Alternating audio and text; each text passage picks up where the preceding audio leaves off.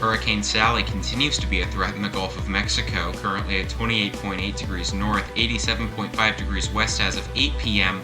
this September the 14th. It's weakened significantly since earlier today, down to a Category 1 hurricane with winds of 85 miles per hour and a pressure of 988 millibars, moving west-northwest at 5 miles per hour. It's also a Stage 6 on the cyclone destruction potential scale, meaning devastating damage is potentially possible with this storm. So let's look at that in more detail. Why is this a Stage 6? Well, rainfall potential is the main driver, being major to potentially extreme. Wind speeds are creeping into that significant category, and storm size is also creeping into the moderate to significant category, with the overall threat to land becoming major.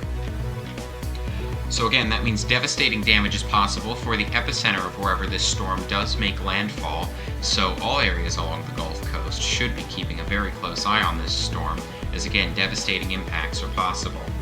Let's take a look at that tropical storm force wind field. Those tropical storm force winds sustained are just offshore, just coming ashore from many areas there along the Gulf Coast. Definitely a concerning storm for sure, and those conditions will only continue to deteriorate as Sally continues to head towards the coast.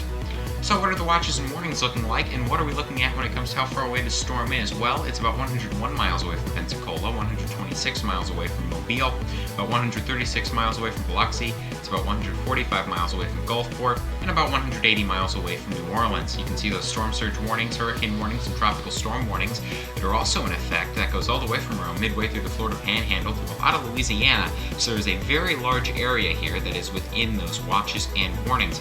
All areas within those warnings should be taking their according precautions and should be staying tuned to local officials for the latest information on how they can prepare and whether to evacuate.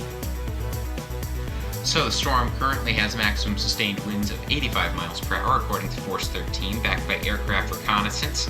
Multi-platform satellites suggest this might be up to 90 miles per hour, and the National Hurricane Center boldly running with 100 miles per hour, with the AMSU, ADT, and SATCOM all showing tropical storm strength, but these are satellite estimates that are nowhere near as good and useful as recon, especially in a situation like this. So recon takes precedence, especially over here at Force 13.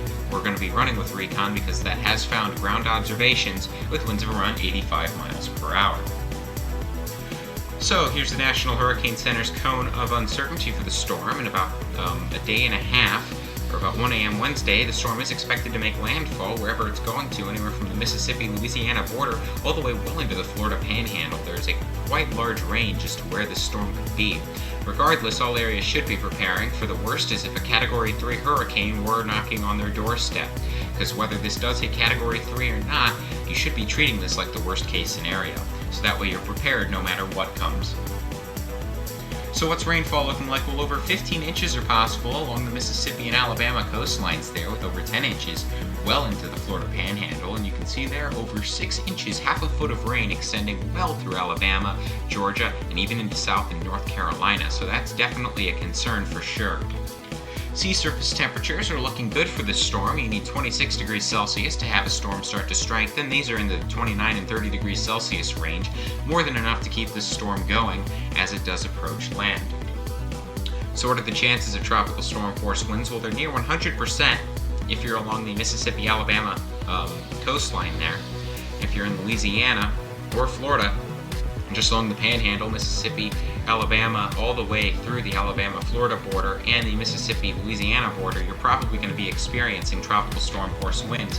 When it comes to hurricane force winds, you can see there the epicenter nearing the Mississippi-Alabama border, but it looks like if you're in Mississippi, you're probably going to be in the epicenter of this. So if you're in Mississippi, you're most likely to get this, but again, that landfall area could be anywhere from the Alabama-Florida border to really the Louisiana-Mississippi border. So anywhere within there could be the epicenter, but right now it's appearing most likely Mississippi's going to be in there. So what's the intensity forecast looking like according to the models? Well, we're taking a look at a storm that will likely get up to 110, 115 miles per hour. That's what the intensity guidance here suggests. You can also see there wind shear. Wind shear is going to steadily rise for the storm. That's one of the only pieces of good news with this. This should prevent overly rapid strengthening after about the next 24 hours or so. When it comes to sea surface temperatures, those are going to be good all the way up until landfall, and mid-level relative humidity will also be good until landfall. So how's the storm looking on satellite? Well, we had a new convective burst over the center of circulation that could be the beginning of a new phase of strengthening. We'll have to see if that wanes away or not. But it's definitely difficult to tell. Sally's structure has been significantly disrupted, and it's difficult to tell whether the storm's going to fully recover and be able to start rapidly strengthening again. Right now we're presuming it will, but there's a possibility it doesn't. So really there's a possibility that this storm hits as a Category 1 to Category 3 hurricane, so there's quite a large swath as to just how strong this storm could be. Regardless, again, prepare for the worst case scenario. That would be a Category 3 hurricane striking your location. You can follow our outlets. First of all, the website, force13.com, with new articles coming out all the time for your reading pleasure about all things weather. YouTube.com/force13 with our tropical weather bulletins, animations, and tropical updates. You can also find us on Facebook with more information on those things. And then also on Twitter. We have the US branches and AU branches on there as well, but you can see the URL below. Teespring.com/store/force13. That's where you can find things like the Smug Mug to buy. And finally, the Patreon. Patreon.com/force13, where you can support the project and help it become even better.